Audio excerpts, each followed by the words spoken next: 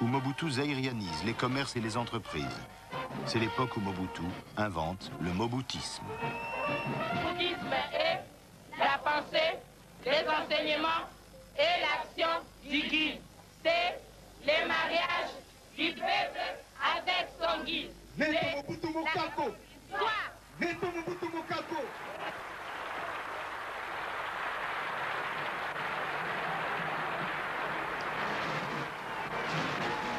Le moboutisme est un fourre-tout idéologique.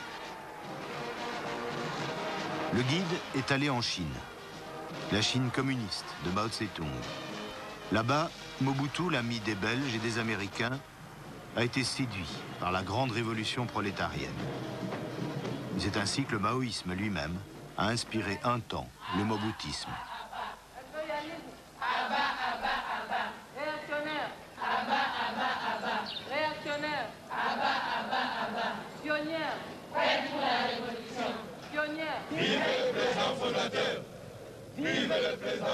Plus rien ne semble devoir arrêter le moboutisme.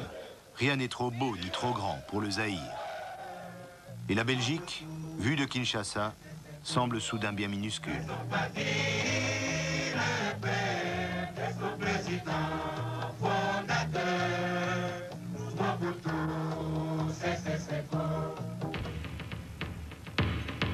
Une nouvelle crise éclate en 1974, quand un avocat belge publie à Bruxelles un pamphlet contre le président fondateur.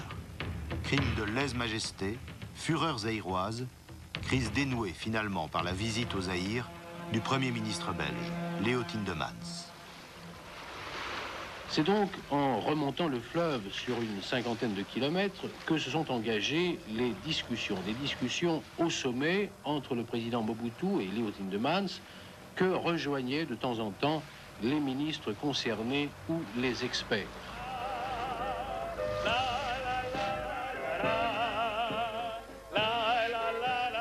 Pour recevoir la délégation belge, les Zaïrois mettent les petits plats dans les grands. Mais il ne faut pas toujours se fier au protocole. Sans avoir l'air d'y toucher, Mobutu a décidé de se payer la tête de nos ministres. Au cours de ce banquet en l'honneur des Belges, le chanteur Mandiata limitera son répertoire aux airs du folklore wallon, flamand et bruxellois.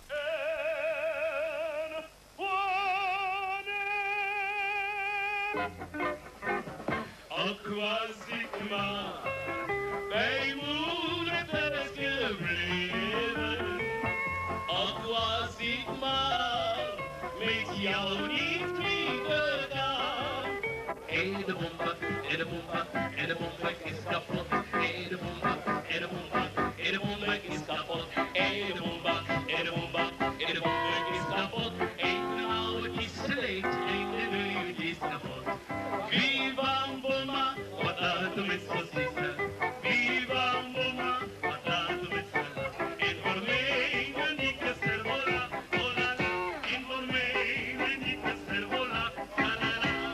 Viva bomba, wat laat de mens verzissen. Viva bomba, wat laat de mens verzissen. Le lendemain, visite des chantiers du Pharaon.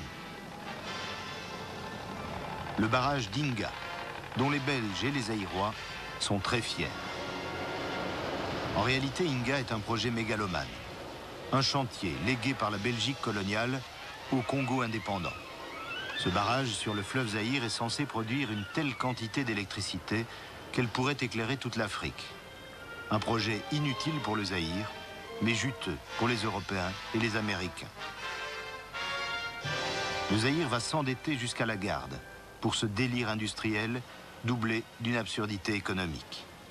Inga est un chantier mort-né, mais il a ruiné le Zaïre et enrichi l'Occident. Mobutu aurait été l'instrument et le complice de cette prédation.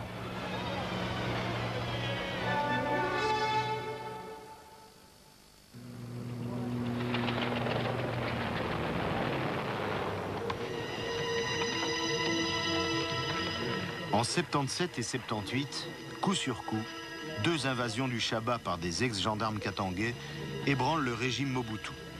Le colosse a des pieds d'argile. Il sera sauvé par la France. La Belgique, elle, se contente d'évacuer ses ressortissants. Elle limite les risques, elle prend ses distances. C'est tout le paradoxe de l'attitude belge depuis l'indépendance. La Belgique n'a pas cessé de désinvestir, de s'éloigner du Zaïre, mais elle n'a pas cessé de s'accrocher à Mobutu.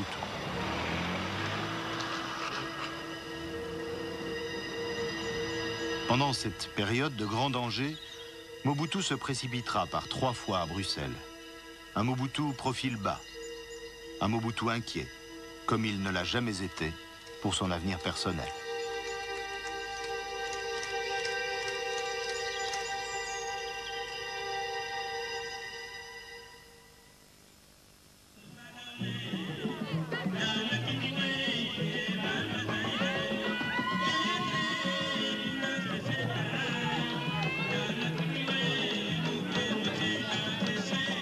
Fin 77, à Kinshasa, on inaugure le Centre de commerce international.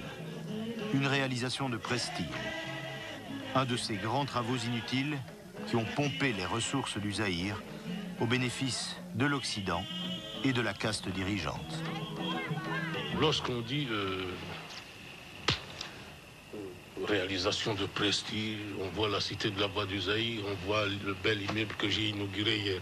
Eh bien, ce qu'on voit là n'a pas été décidé pendant la crise. Ce qu'on voit a été décidé pendant que tout allait bien. Et puis, puisque c'était décidé, signé, il fallait réaliser. En fait, c'est toute l'économie qui est malade. Le cours du cuivre s'est effondré, les capitaux ont fui, et avec eux, le rêve d'un Zaïre triomphant et prospère. Il n'y a pratiquement plus d'État, les services publics sont à l'abandon.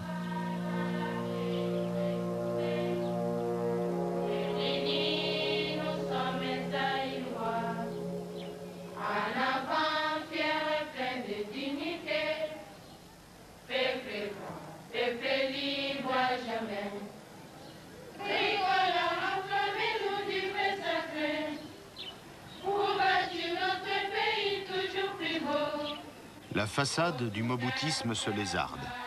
La propagande se fait mécanique.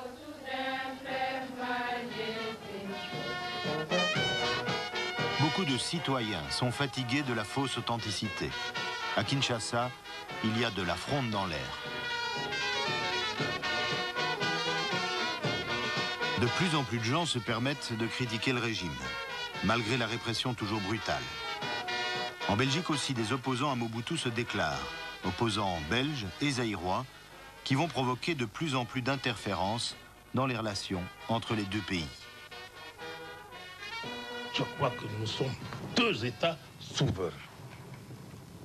Qu'il y ait des problèmes communautaires, flamands, wallons, Eupen, Malmedy, Bruxelles, ça ne nous dit rien. Nous sommes pour l'unité, vous êtes pour la division chez vous, ça ne nous dit rien. Lisez la presse zaïroise, tout ce qui se fait en Belgique, eh bien, nous suivons ça avec beaucoup de sympathie, mais pas d'ingérence de notre côté. Mais on dirait que pour n'importe quoi au Zaïre, il faut l'autorisation de tel journal, de telle opinion, de telle communauté pour agir. Mes chers amis, non, 3 fois non.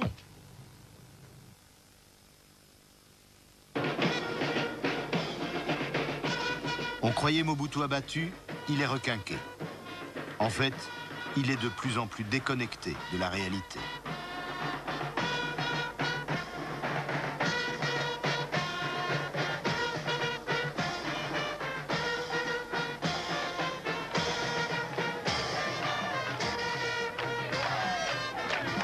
Entre le guide et son peuple, il y a une armée de courtisans.